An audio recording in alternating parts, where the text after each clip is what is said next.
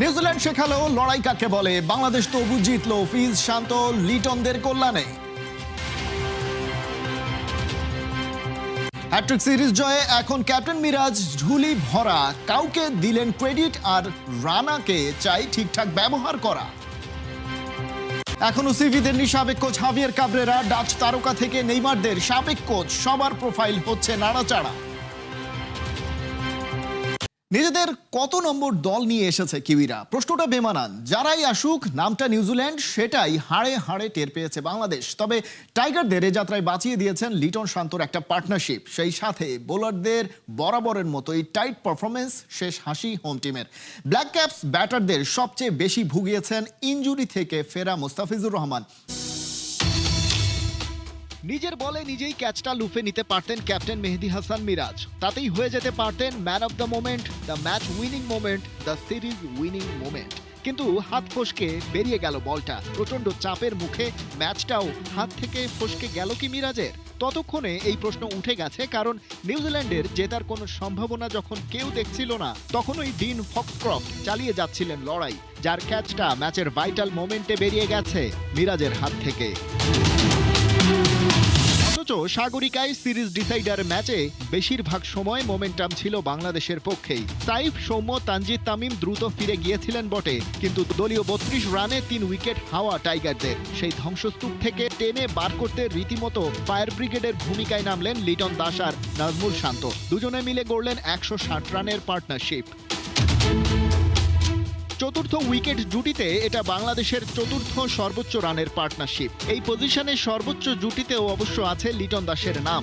189 রানের সেই অবিচ্ছিন্ন পার্টনারশিপ তিনি গড়েছিলেন সাকিব আল হাসানের সাথে। পার্টনারশিপ গ্রো আপের পর নাজমুল শান্ত পেয়েছেন নিজের 4 নম্বর সেঞ্চুরি। টানা 20 ইনিংস পর তিনি পৌঁছলেন এই ম্যাজিক্যাল ফিগারে। তবে আফসোস লিটন দাসের জন্য, বেশ কাছে গিয়েও একই সুযোগ হাতছাড়া হয়েছে তার। লেনক্সের বলে বোল্ড হওয়ার আগে 91 বলে করেছেন 76 রান। ক্যাপ্টেন মিরাজ নেমেছিলেন ফিনিশারের ভূমিকায়। 122 স্ট্রাইক রেটে 22 রান করেছেন, তবে ডেথ ওভারগুলোয় ভালোভাবেই চেপে ধরে ব্ল্যাক ক্যাপস বোলাররা। শান্তও ফিরে গেছেন ব্যক্তিগত 105 রানের মাথায়। সেট ব্যাটারের অভাবে বাংলাদেশ শেষ পর্যন্ত স্কোরবোর্ডে তোলে 8 উইকেটে 265। জবাব দিতে নেমে নিয়মিত বিরতিতে উইকেট হারাচ্ছিল নিউজিল্যান্ড, কিন্তু ওপেনার নিক কেলি ঠিকই রান তুলে যাচ্ছিলেন এক পাশ আগলে। 59 রান তুলে ফেলার পর তাকে ফিরিয়েছেন মোস্তাফিজুর রহমান। ওয়ানডে সিরিজে ইনজুরি থেকে ফিরেই করেছেন বাজিমাত, পেয়েছেন ক্যারিয়ারের 6 নম্বর ফাইফার। কেলিকে ছাড়াও কাটার মাস্টার ফিরিয়েছেন Henry Nicholls, Nathan Smith, Lennox আর ও রোডকে। কিন্তু চীনের প্রাচীর হয়ে এর মধ্যেও যেন দাঁড়িয়ে গেলেন ডিন ফক্সক্রফট। তাকে ফেরাতে টাইগারদের কোনো ফন্দি ফিকিরি যেন কাজ করছিল না। তবে শেষ পর্যন্ত ত্রাতার ভূমিকায় এলেন ক্যাপ্টেন মিরাজ নিজেই। তার বলেই সাইফ হাসানের হাতে ক্যাচ দিয়ে থেমেছেন 75 রানে। মিরাজ খানিক আগে তার ক্যাচটা ছেড়েছিলেন। এর আগে 10 নম্বর উইকেটে 50 রান তুলে ফেলেছিল নিউজিল্যান্ড, যেখানে এই ফক্সক্রফটের অবদানই 47। দলীয় 210 রানে নিউজিল্যান্ডের শেষ উইকেটটা তুলে নেন মিরাজ, তাতেই নিশ্চিত হয় বাংলাদেশের 55 রানের জয়। সেই সাথে সিরিজটাও 2-1 ব্যবধানে নিজেদের করে নেয় টাইগাররা। সাগরিকার এই মাঠে এর আগে কোনো ওয়ানডে ম্যাচ জয়ের অভিজ্ঞতা নিউজিল্যান্ডের বিপক্ষে ছিল না বাংলাদেশের। নিজের হ্যাট্রিক সিরিজ জয়ের কীর্তি, কিন্তু নিজের অর্জন ছাপিয়ে মিরাজের খুশি দলের পারফর্মারদের পারফরমেন্স নিয়ে। শান্ত আর লিটনের পার্টনারশিপকে ম্যাচ জয়ে বড় কৃতিত্ব দিয়েছেন টাইগার কাপ্তান। তবে বর্তমান দলে নিজের সবচেয়ে বড় অস্ত্র মনে করেন ফিজ আর নাহিদ রানাকে।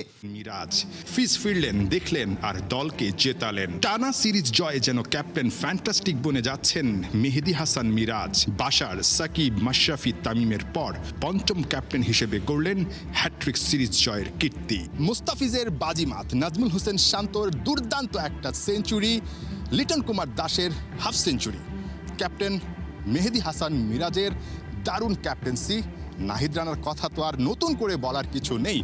দলগত একটা পারফরমেন্সে র্যাঙ্কিংয়ের 2 নম্বর দল নিউজিল্যান্ডের বিপক্ষে বাংলাদেশ সিরিজ জিতেছে। ব্যাক টু ব্যাক 3টা সিরিজ জয়। ওয়েস্ট ইন্ডিজ, পাকিস্তান, এবার নিউজিল্যান্ড। নিঃসন্দেহে ক্যাপ্টেন মেহেদী হাসান মিরাজকে এই জয়টা দারুণভাবে আত্মবিশ্বাসী করবে 2027 বিশ্বকাপের জন্য। দেখেন, অবশ্যই ওয়ার্ল্ড কাপের কোয়ালিফাই করাটা important, at the same time আমাদের ভালো ক্রিকেট খেলাটাও ইম্পর্টেন্ট। কারণ আমরা যদি ভালো ক্রিকেট না খেলতে পারি তাহলে ওটা আমরা করতে পারবো না, কারণ ওটা একটা মানে রেজাল্ট, আর প্রসেস হলো আমাদের ভালো ক্রিকেট খেলা। আমরা যদি পারফর্ম করতে পারি, ম্যাচ বাই ম্যাচ উইন হতে পারি এবং সবাই যদি কনফিডেন্ট থাকে, তাহলে আমার কাছে মনে হয় ওইটা রিস্ক করা সম্ভব।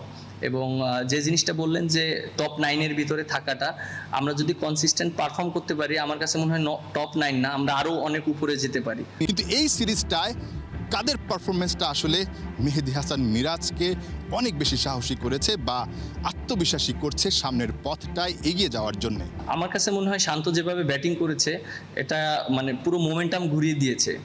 ও আর লিটন দাস যেভাবে ব্যাটিং করেছে, কারণ 31 ফর 3 উইকেটস, মানে ইটস ডিফিকাল্ট অ্যান্ড এই কন্ডিশনে, কারণ ওরা খুব ভালো জায়গায় বল করেছে।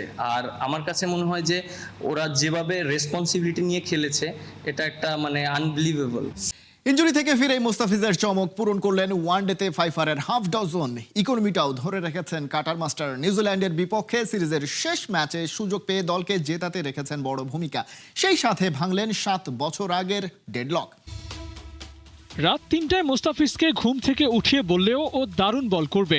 বছর কয়েক আগে কাটার মাস্টারের স্কিলের প্রশংসা করতে গিয়ে সাবেক কোচ নিক পোথাস এভাবেই বলেছিলেন। আসলেই তো সিরিজের প্রথম 2টা ম্যাচ খেলতে পারেননি, তৃতীয় ম্যাচটা খেলতে নামলেন আর তুলে নিলেন 5 উইকেট। ফিজ বলেই বোধহয় সম্ভব। ফিজের ফাইফার বয়ে এনেছে এক বিশেষ রেকর্ড, ছুঁয়ে ফেলেছেন গ্রেট ওয়াসিম আকরামকে। পাকিস্তানের এই কিংবদন্তি ওয়ানডেতে 6 বার করে নিয়েছেন ফাইফার। নিউজিল্যান্ডের বিপক্ষে সংখ্যাটা এখন ফিজেরও। অ্যাক্টিভ ক্রিকেটারদের মধ্যে 3 নম্বরে উঠে এসেছেন কাটার মাস্টার। আরেকবার 5 উইকেট হল পেলে ছাড়িয়ে যাবেন মোহাম্মদ শামিকে। গ্লেন ম্যাকগ্রার পর তখন আসবে বাংলাদেশের মুস্তাফিজের নাম। টাইগার বোলারদের সাফল্যের পেছনে মিরপুরের একটা ট্যাবু লাগানো হয়। মুস্তাফিজের ক্ষেত্রেও কথাটা মাঝে মধ্যে শোনা যায়, কিন্তু এবার তো কেসটা ভিন্ন।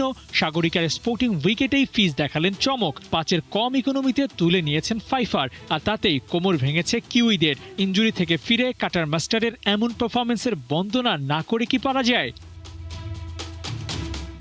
সময় গড়াচ্ছে আর ফিজ যেন আগের চেয়েও ভয়ঙ্কর হয়ে উঠছেন। ওয়ানডেতে এর আগে সবশেষ ফাইফারটা নিয়েছিলেন 2019 বিশ্বকাপে। এর মধ্যে কেটে গেছে প্রায় 7 বছর। টি20তে ফিগারটা স্পর্শ করলেও দেখাটা মেলেনি ওয়ানডেতে। ডেডলকটা ফিজ ভাঙলেন এমন সময় যখন ওর বেস্ট বোলিংটা দলের দরকার ছিল খুব বেশি।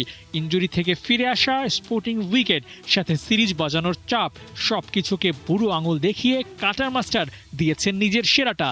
এই ফিজ আগের থেকে আরও অভিজ্ঞ, আরও বেশি ভয়ঙ্কর। দ্বিতীয় ওয়ানডেতে নিউজিল্যান্ডকে হারিয়ে সিরিজ জিতল Bangladesh. Man of the match Towhid Hridoy.